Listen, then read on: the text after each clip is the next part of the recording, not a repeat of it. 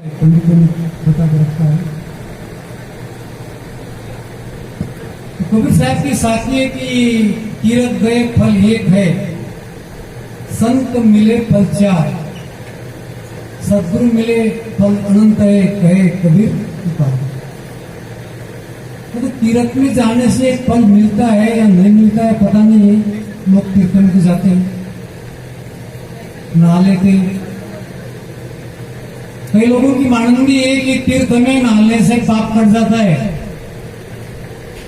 वो धीमर वहां मछली मारते हैं, जीवन भर पाप नहीं कटता है, उसका पाप बढ़ता रहता है।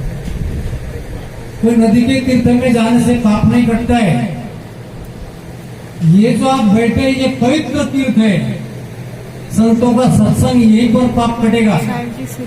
अभी वो साध्वी जी ने आपको हाथ ऊपर उठाया, काय के लिए उठाया था? काय के लिए उठाया? कौन मांस को छोड़ेगा, मटन को छोड़ेगा? यदि आपने हाथ उठा करके मांस मटन छोड़ा तो आपका पाप। और यदि आप नदी में जाकर के डुबकी लगाते हैं तो पाप कटने वाला, क्योंकि शास्त्रों में ये भी लिखा है कि नदी में जब डुबकी लगाते हैं गंगा में, तो गंगा में पाप प्रवेश नहीं करता है, डरता है वो पाप आदमी के सिर पर से निकल करके पेड़ पर बैठ जाता है। जिसने डुबकी लगाई गंगा में तो अंदर में घुसता है, वो पेड़ पर बैठ जाता है। और जैसे ही इसने अपना सिर ऊपर उठाया फिर वो आकर के उसके ऊपर कूद के बैठ जाता है। और यदि डुबकी लगा के रहेगा नीचे तो क्या होगा? इसलिए ध्यान में रखना कि कभी भी पाप कटता।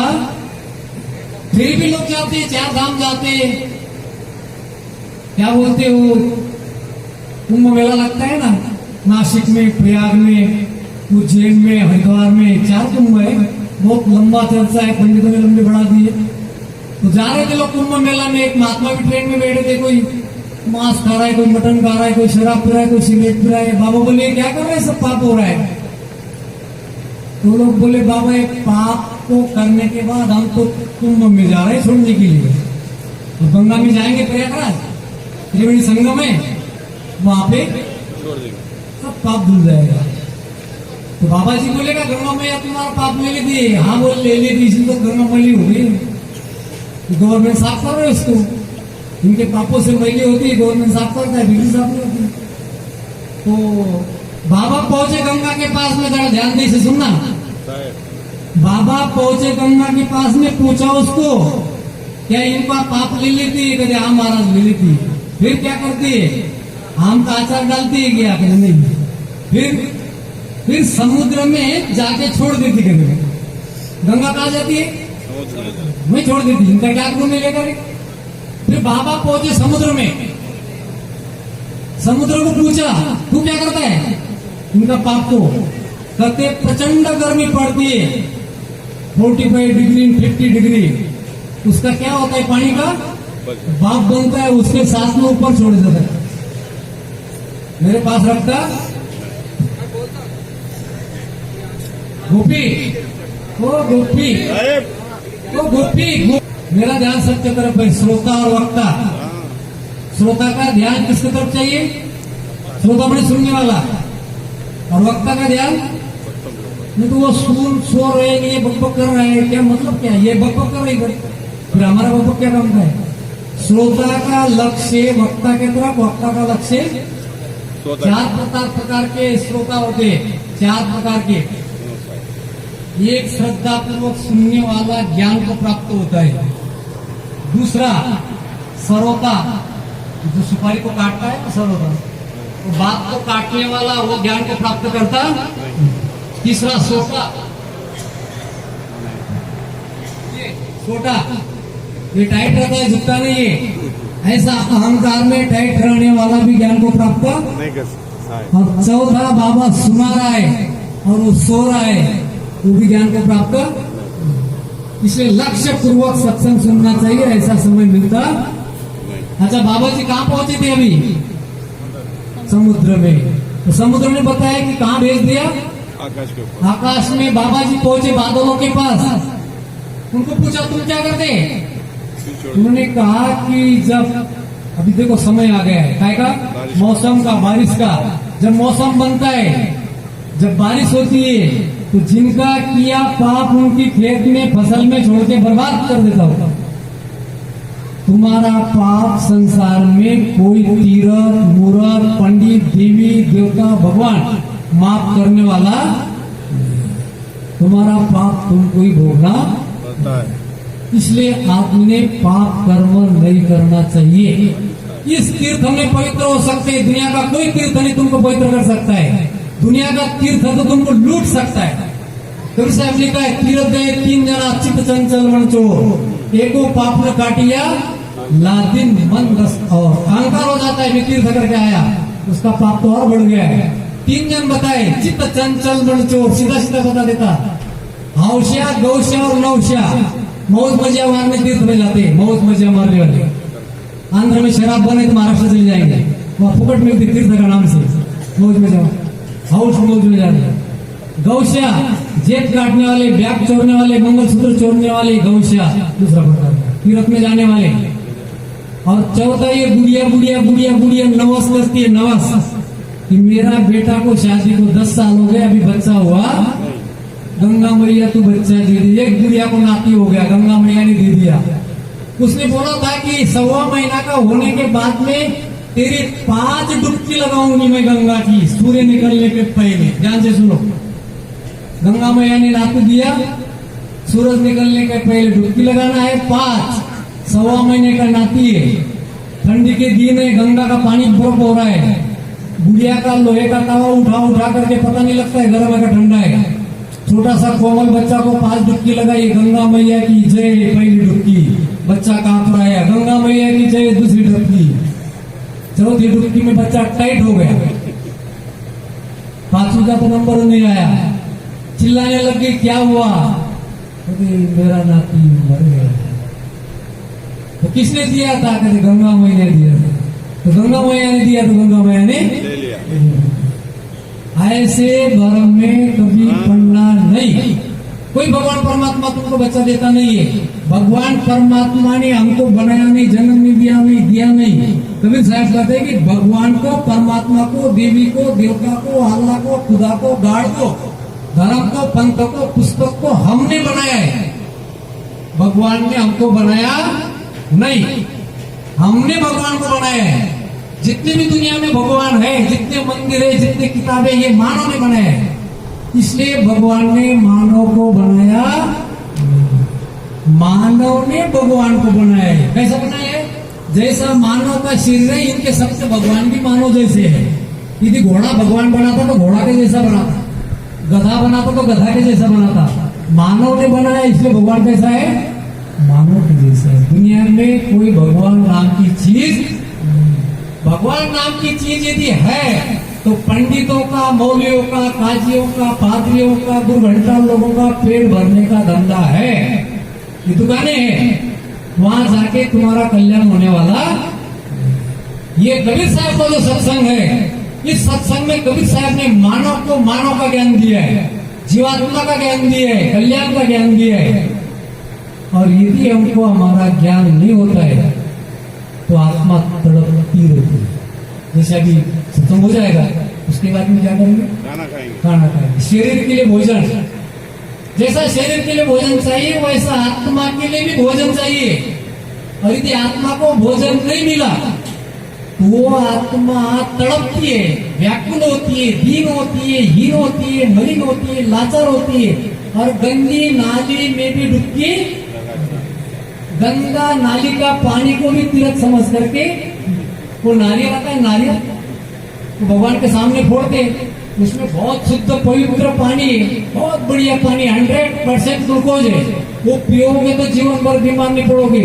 मूर्ख आदमी वो पत्थर के सामने फोड़ता है, उसका पानी पत्थर पर पड़ के नाली में जाता है, और गंदी नाली का पानी तीर्थ समझ करके पीता है। इसका कल्याण कैसा हो सकता है? और ये बेवकूफ किसने बनाया है? पंडितों ने बनाया है। इसलिए पंडित कभी 3 काल में तुम्हारा कल्याण कर सकते नहीं। हिंदुस्तान के शास्त्रों में लिखा है कि ब्राह्मण को दान देना पुण्य है। आज नया सिद्धांत सुन लो मेरे से, पंडित को, ब्राह्मण को दान देना महापाप है। देना, कान सुन करके पंडित होगा तो वो भी ध्यान देके सुने। क्यों? पंडित बेवकूफ बनाता है। तुम्हारा बाप मर गया, मर जाने के बाद में वो तो स्वर्ग में गया, स्वर्ग में गया तो उसको कुर्ता धोती टोपी चप्पल जूता फलाना ढेकाना सब लगता है, तो पंडित को देंगे तो जाकर के उसको मिले। अब पंडित को सब दिया, देने के बाद में पंडित तुम्हारा बाप को नहीं देता है, वो घर ले जाता है और दुकान में। तो पंडित ने तुमको बेवकूफ बना करके लूटा, तो ऐसे बेवकूफ बनाने वाला माँ मूर्खों को दान देना पाप। और तुमने भी जीवन भर माँ बाप की सेवा नहीं की, माँ बाप से दूर रहे और मरने के बाद में उनके नाम से दान कर रहे। उनके नाम से दान करने से कुछ भी मिलने वाला। एक मेहमान आया यजमान के घर, ब्राह्मण, उसने कहा कि भाई तुम्हारे पिताजी मर गए, तो बुलाया उसने पूजा पाठ के लिए। तो पूजा पाठ के लिए बुलाया तो उसने बताया कि भाई क्या करना, देखा कि ये यादव थे मसीह वाले, भैंस थी गाय थी ये था वो था, बैठे मेरे पास में। तो बोले तुम्हारे बाप को कलंक था तो काला दान करना पड़ेगा, तब उसका कलंक, तो काला दान करने पड़ेगा। तो उसने अपने पिता का गुरु था उसको बुला लिया था पारकी साहब को। तो पूछा साहब जी काला दान मांग रहा है, तो बोले ऐसा है 5 मीटर काला कपड़ा ला करके चढ़ा। तो पंडित को 5 मीटर काला कपड़ा चला। पंडित बोले दान तो काला चाहिए और जान वाला चाहिए, कपड़े में तो जान है नहीं। समझ रहे कि नहीं? भाषा बड़ी गड़बड़ है मेरी, हिंदी तुम्हारी तेलुगु है, तेलुगु बोलते కొంచెం समझता मैं, ज्यादा समझता नहीं। वैसे तुम भी मेरी కొంచెం समझ रहे, कोई बात नहीं है, थोड़ी थोड़ी बात। तो बोले दान काला चाहिए, जान वाला चाहिए। तो गुरु जी के पास पहुंचा, गुरु जी बोले मुर्गी चढ़ो। तो मुर्गी समझते हो क्या? कोड़ी। तो काली मुर्गी चढ़ाई। तो बोले दान काला चाहिए, जान वाला चाहिए और 4 पैर वाला चाहिए। मुर्गी को 2 ही है। मुर्गी को पूछा, गुरु जी बोले काली बिल्ली चढ़ाओ। बिल्ली को क्या बोलते हैं? बिल्ली। अच्छा बिल्ली का पिल्ली कर दिया, कोई बात नीचे बैठा बेटा। तो दान कैसा चाहिए? काला चाहिए। दान काला चाहिए, जान वाला चाहिए, 4 पैर वाला चाहिए और दूध देने वाला चाहिए, क्योंकि यादव की भैंस पर ध्यान है उसका। किसका? ऐसे पापियों को दान देने से तुम्हारा कल्याण होगा नहीं। आज ये सत्संग है, इस सत्संग के अंदर में जिन्होंने भी देखो एक भाई ने अन्नदान किया है, उस भाई को महापुण्य मिलेगा, क्योंकि संत महात्मा का ज्ञान आपको मिल रहा है और उनका दिया हुआ दान का भोजन आपको मिल रहा है। तो पहला पुण्य का फल किसको मिलेगा? वो अन्नदान करने वाले को मिलेगा, और जिन्होंने सत्संग रखा उसको पुण्य का फल। तो दूध देने वाला चाहिए। तो गुरु जी को पूछा, तो गुरु जी बोले एक काम करो, काली बकरी ला करके चढ़ा। तो काली बकरी ला करके चढ़ा दिया। पंडित ने देखा कि ये पानी बहुत हार्ड है, ये दाल पकने वाली। आत्मलम फलम फूला प्राप्त, उसने बकरी पर अपना काम चला दिया। कभी भी बाप माँ मरने के बाद में बामन को बुला करके हड्डियां विसर्जन उसके हाथ से करना नहीं। उनको कपड़ा लत्ता देना नहीं, देना हो तो रास्ते पर जो गौर गरीब भिखारी बैठे हैं उनको दो। और माँ बाप की 13वीं यदि करना है, 13वीं है ना, 13वीं करते हो, 13वीं कारण जो भी कुछ बोलते हो यदि करना है तो जिंदगी जी करा दो, उसका पुण्य उनको मिलेगा। जिंदगी जी मरने के बाद यदि माँ बाप को सुनिका, मेरा ध्यान सबके तरफ है, जिंदगी जी उनका दान पुण्य करा दो, उसको पुण्य मिलेगा, मरने के बाद नहीं। और यदि सही में दान करना है तो जिंदगी जी पानी पिलाओ, मरने के बाद पानी डालते किधर डालते? मरने के बाद पीता है नहीं पीता। मरने के बाद में उसकी अस्थि उठाने को जाते, अस्थि, और अस्थि उठकर जितना दूध पिलाते। मरने के बाद हमारे साथ देखा मैंने कि वो दूसरे दिन अस्थि उठा करके दूध भात चढ़ाते, दूध भात। अरे जिंदगी जी दूध भात नहीं चढ़ाया और मरने की बात तो चढ़ाया। जो व्यक्ति माता पिता की सेवा नहीं करता उसके जैसा पापी संसार में कोई नहीं। माता पिता की सेवा करो, साधु संत की सेवा करो, साधु संतों का सत्संग करो, तब जाकर के तुम्हारा अंतकरण पवित्र होगा। नहीं सेवा करोगे अंतकरण मलिन होगा। माता पिता की धन संपत्ति पर ध्यान है और उसके शरीर पर नहीं ध्यान है, उनकी सेवा पर नहीं ध्यान है, तो तुम्हारा जीवन को धिक्कार है। जीवन पवित्र होना चाहिए, सुंदर होना चाहिए, निर्मल होना चाहिए। आज का इस सत्संग का जो आयोजन है, जिन्होंने किया उनको पुण्य का फल मिलेगा, जिन्होंने सहयोग किया उनको पुण्य का फल मिलेगा, और हम लोगों ने जो लाभ लिया हमारे जीवन में बहुत बड़ा परिवर्तन होगा। बोलो सद्गुरुदेव।